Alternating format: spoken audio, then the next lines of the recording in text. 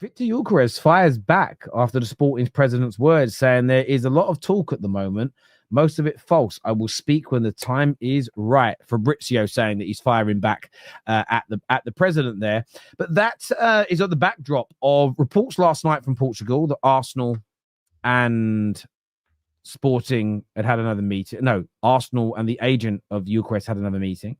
There's a report this morning that a bid was due in the coming hours. The same outlet, the Portugal Record, are now stating that Arsenal have submitted a £65 million offer, which is expected to get rejected because it's 55 million euros base with a 10 million add-on. They want at least a 70 million euro base.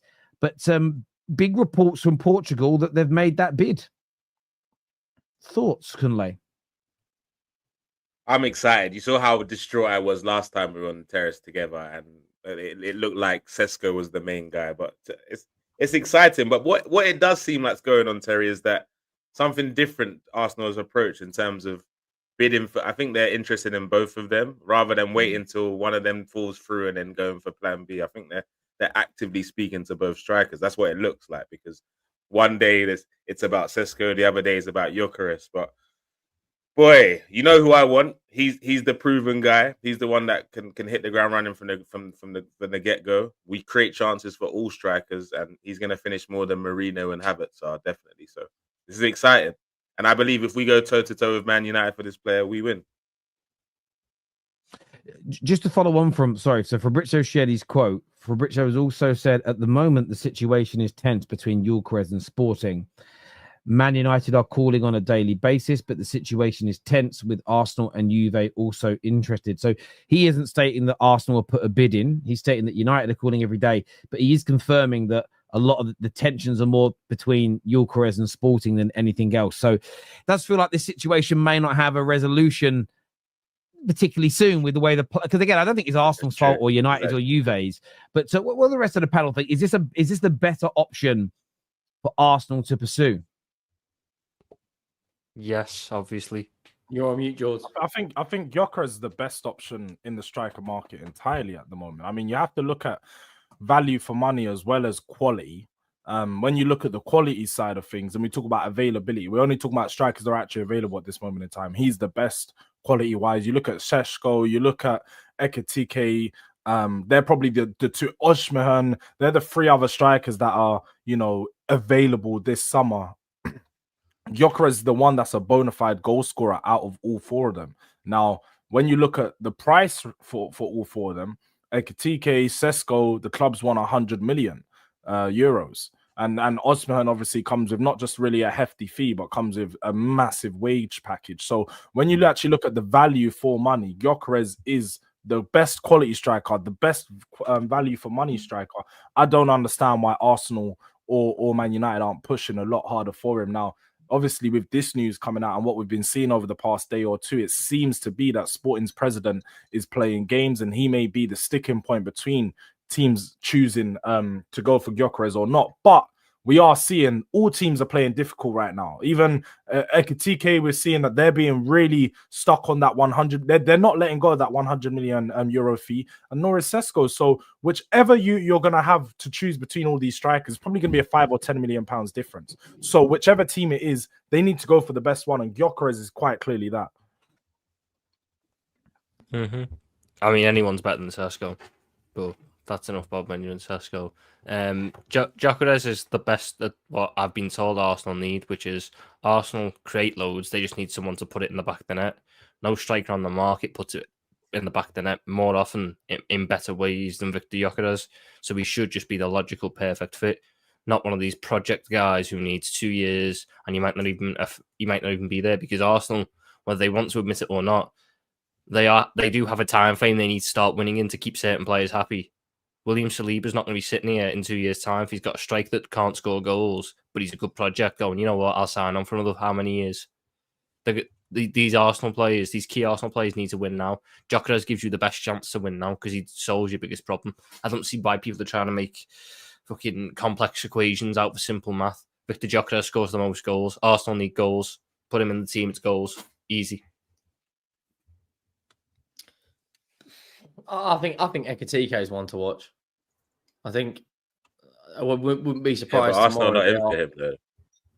Yeah, but I think it's just going to be a massive domino effect on between Arsenal and Man United, because now United are linked with Ekitike, and Romano said only 2 days ago that they were calling Gyokeres every single day.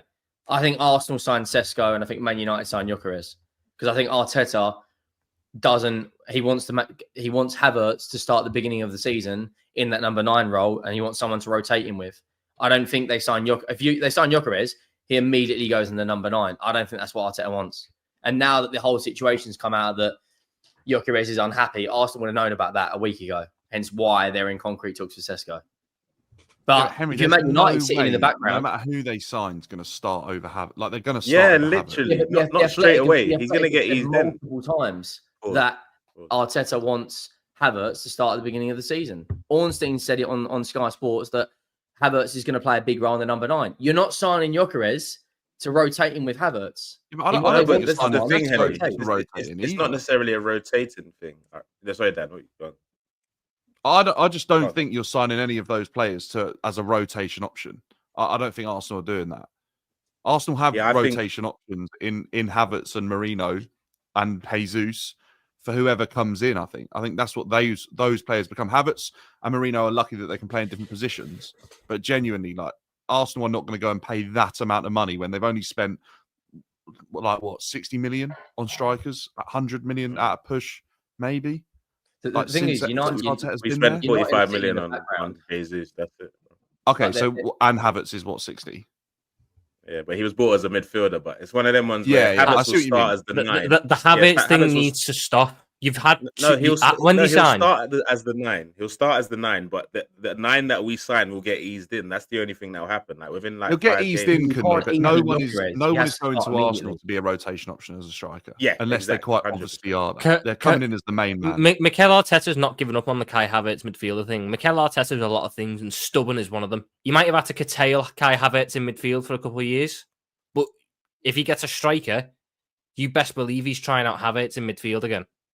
So this whole notion of, he's going to keep Kai Havitz as a starter. He won't. Kai Havitz will go back into his midfield project the moment he can do. But the fact of the matter is he's had nowhere else to put him at this point in time because all the strikers are crap. Havitz can do a serviceable job up there.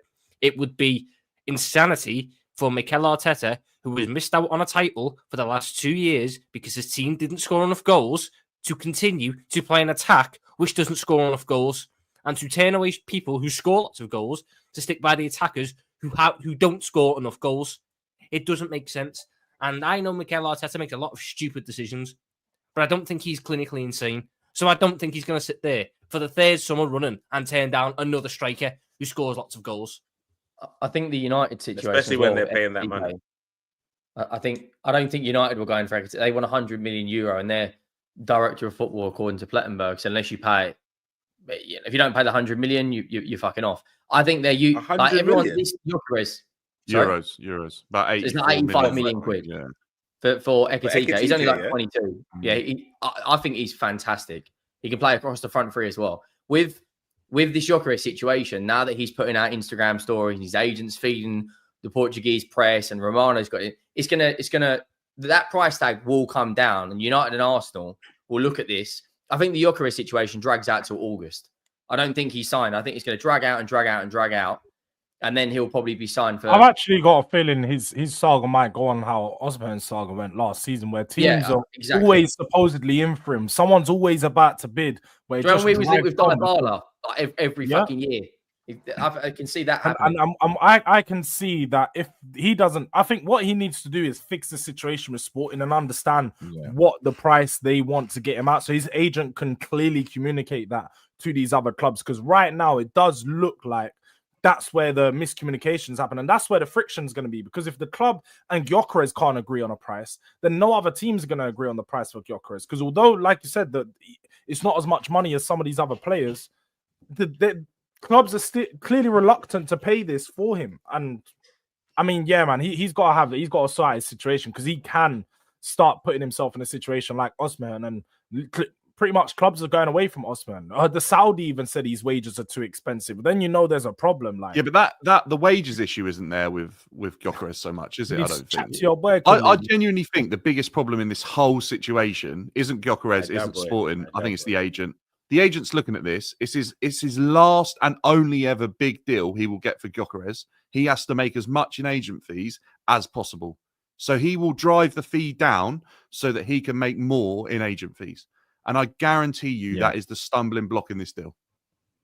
And his agent's probably the one telling him to post all this shit. Apparently, this is the same agent that was trying to broker the Frankie de Jong deal for Man United, which got completely botched. So this is why I don't really have faith in this. Yeah, I mean, it's one of those things. I mean, the Frankie de Jong one was, the player agreed to join United, but only it was always one of those controversial ones where Barca agreed to sell him. United and the player agreed on the terms that he would have at United, but he just wouldn't leave without getting the 17 million euros that was owed to him by Barca. And Man United said, like, we ain't paying it, and it never happened. I agree with you, Dan. I think this could go any way. I don't think it's clear cut that Arsenal will get him from it. Arsenal may get him, United may get him, but I don't think it's clear cut.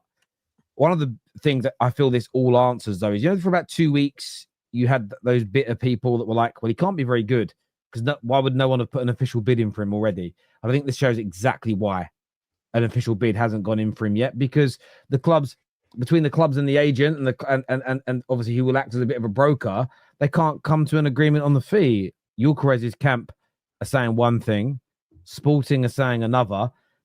Unless the clubs are forced to, they're not going to start bidding too much than they have to pay. Imagine today Arsenal do go out and go, all right, well, there's 70 million plus 10. And then, like, just for it to be a day or two away from them agreeing to accept 55 plus 10, like, you'd be stupid to spend the extra money, no matter how wealthy you are. So I think it will drag on. Equally, Arsenal's situation in this is so interesting because what the Athletic keep writing about Berta is that he likes to work on, say he wants a striker.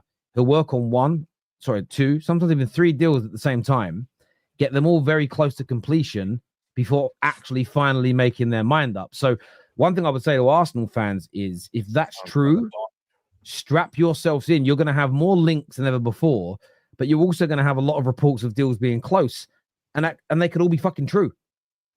You could literally have 2 strikers, 2 wingers, 3 midfielders that are all reported by different credible journalists as close to completion, and only end up with 3 of them because then they go, actually, we're going to execute on Gyokeres, Zubimendi, and Williams. Bang, let's get them. And you'll probably find when they actually execute, you get 3 deals very fucking quickly. It's just the build-up seems to be really convoluted. So there's so much going on here. And I think, as you guys said, we haven't really touched on it yet, Man United...